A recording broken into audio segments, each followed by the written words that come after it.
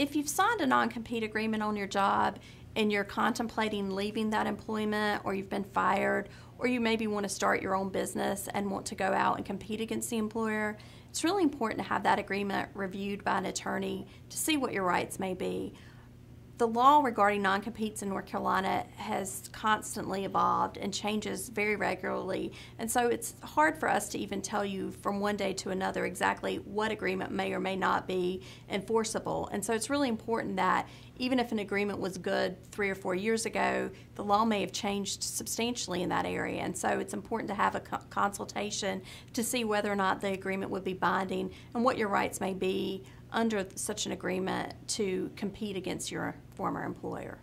Also, if you are on the job and you're presented with a non-compete agreement, you may be concerned as to whether or not the agreement will be binding on you in the future. If you let us know, we'll be happy to review agreements with you and do a consultation and discuss what we think your options may be. Typically in North Carolina, if you are currently employed, you have to be offered some sort of additional consideration, some additional pay, some additional benefit in order for a non-compete that's been entered into after the beginning of the employment to be enforceable against you.